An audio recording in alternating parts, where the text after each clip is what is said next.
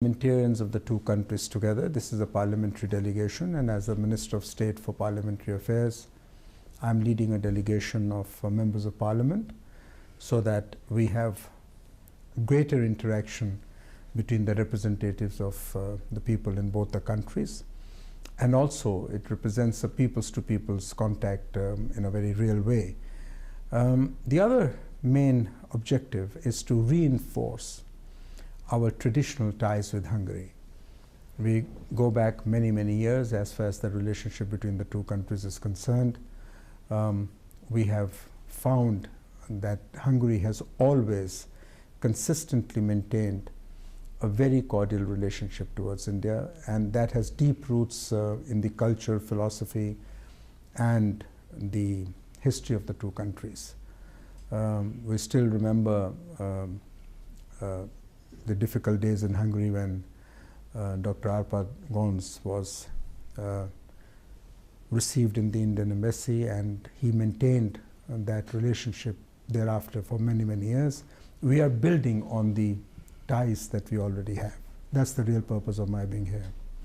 And of course, there's another third dimension, which is a very important dimension, which came out in my meetings with the foreign minister today, that in the changed reality of the world, how can Hungary and India work together towards the achievement of common goals and common objectives?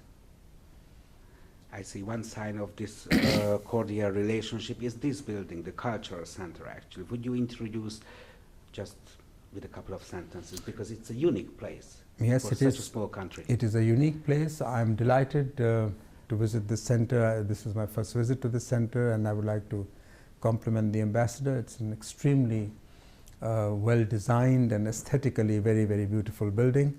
We have an Hungarian cultural center in our country.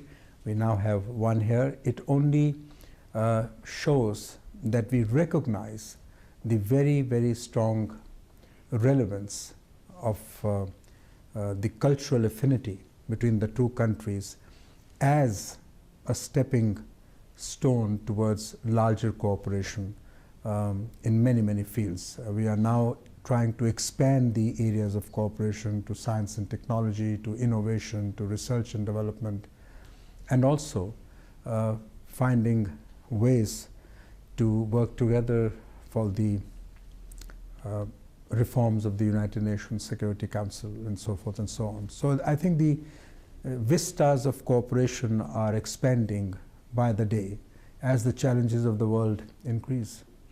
Let me ask you about the Security Council later, and let me start with the economic development, because India is often compared with China in terms of economic development. And if you look at the figures, the IMF, the International Monetary Fund, actually projects India's GDP growth at 8.2% this year and 7.8% next year, while China's GDP growth at 9.6% this year and 9.2% next year. So numbers, figures are okay, but they are very impressive, showing how robust is economic growth in these two countries. But China's GDP actually 3.5 or four times bigger than India's GDP. And if India will grow with the present numbers, it will take 2 decades to catch up with China. But China then, in 2030, that time will be the #1 economic power in the world. So it looks to me China enjoys an advantage of 2 decades. And India has a delay of 2 decades. Why this delay? Well, let me tell you first of all that we started our economic reform processes about 12 to 14 years after China did. We started it in 1991, really. China had started it in the late 70s and early 80s, so there was that delay. But we have caught up, and your figures, let me just correct you, we plan to grow on an average between 2012 and 2017 at the rate of 9% plus GDP per annum. If we were to grow at 9% plus GDP per annum, our calculations tell us that Indian economy will triple in size by the end of 7 years. We are now $1.8 trillion economy.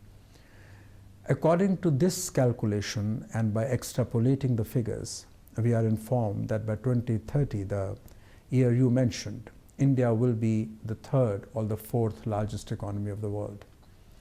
Whether China becomes #1 or America retains its #1 position or the EU as a group emerges, I cannot say now. But all reports that we have been informed about and what I have seen myself are pointing to one inescapable fact, that in case we do manage to have inclusive growth at an average of 9% plus GDP, we will become by 2030 the third or the fourth largest economy of the world. But we have a huge challenge. The challenge is skilling up our people.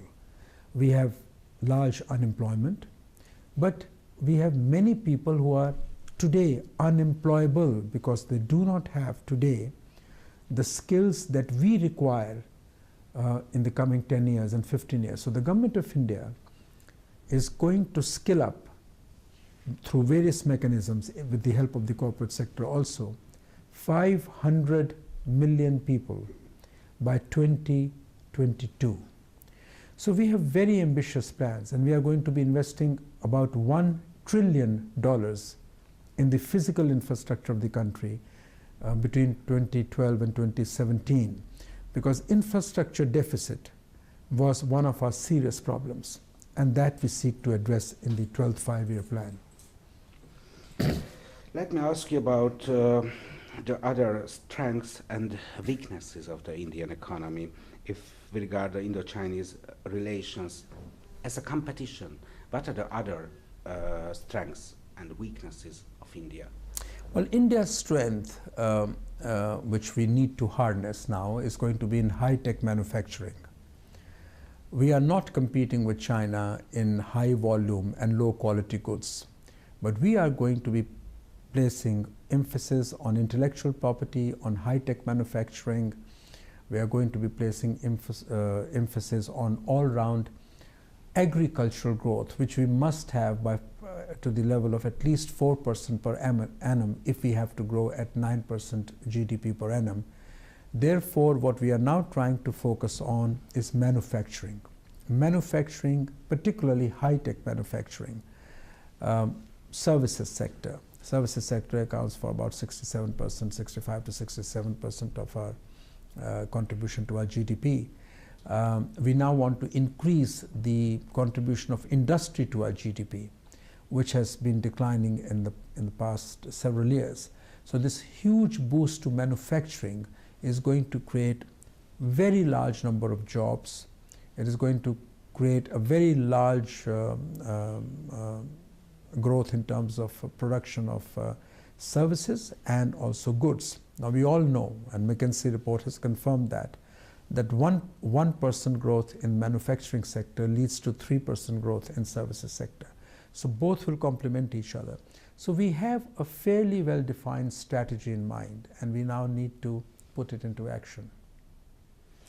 Does the size of the population mean an opportunity or liability for India?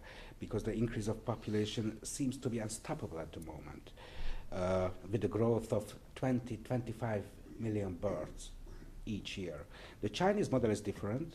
They introduced the one-child policy, which was a very serious squeeze or cutback of personal rights.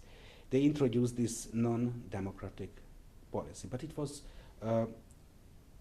very effective. Will India use any non-democratic tool to stop the growth of the population? India will not use any non-democratic tool except education and awareness to stop the growth of population. In fact, we regard our human resource as the principal resource of the country. We need to harness this resource into productive channels. That is precisely what is going to be our focus in the coming couple of years. We have made this a stated position that India's demographic dividend is going to add at least 1% to its GDP and is going to add to its competitiveness as far as India's economy is concerned. We are trained by ethos, by civilization, by culture, by our democratic traditions, by the values of a society to treat every human being as the gift of God. So for us, there can be no question of any non-democratic methods to control population.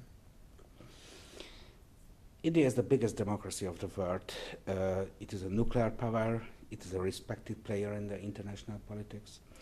Its economy is booming, its political influence is growing, but the institutions of the present world order does not reflect this reality in global politics.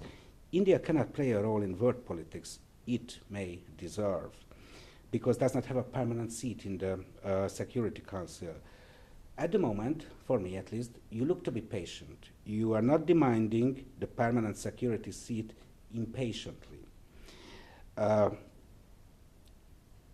Is this patience maybe the sign of your self-confidence? Well, India has stated that it is completely incongruous for the United Nations Security Council not to have India as a permanent member, because 1/6 of humanity is represented by India. We are, by training and by tradition, a very patient nation.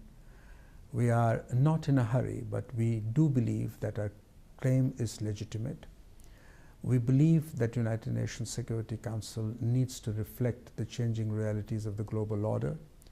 The architecture of global power has undergone a change. We recognize that the world recognizes that India's place in the United Nations Security Council as a permanent member is no favor to it. Its preeminence as a global economy, its preeminence as a country dedicated to peace, its preeminence as a country which is the largest democracy of the world, and its preeminence as a nuclear power, as a power which has a space technology, as a power that has been a force for stability in the world, which has contributed to every peacemaking efforts of the United Nations, as a country which has a tremendous record of preserving human freedoms, democratic rights, not only in its own country, but supporting other countries where democratic rights of the people were in peril, entitles India as soon as possible to be a permanent member of the United Nations Security Council, just as Hungary would want to be a non-permanent member of the United Nations Security Council, and which will be a very legitimate expectation of a country like Hungary, which we fully empathize with and support. You are a diplomat, you are a minister, you are a politician, but please tell me when this, as soon as possible, could happen, will happen, because time is crucial. So which year India may gain this permanent membership in Security Council? What is your idea? Diplomats never hazard guesses. So I don't think I'm going to hazard a guess, because the totality of circumstances would determine when India becomes a permanent member of the United Nations Security Council, i.e. which means that the whole process will have to await till there is a global consensus that the United Nations Security Council and the entire United Nations system has to be reformed. And I think there's a very broad consensus in the world today that that has to be done. When, at what time, I don't think I'm able to say at this point of time. And sir, finally, please answer the following question. You are responsible for the economic planning in the government. How do you imagine India in 2050, and what kind of planning it needs to introduce to reach the best planned India in 2050? Well, India will remain forever committed to 3 pillars of its plan objectives: faster, inclusive, and sustainable growth. We need to grow. We need to grow continuously, but we need to grow in a manner which is sustainable, where concerns of environment and the Millennium Development Goals are also taken into consideration. But we need very rapidly to grow, because we have a large population to feed. We have aspirational challenges of young India, which is going to be really our greatest advantage in the years to come. But it is also a greatest challenge of the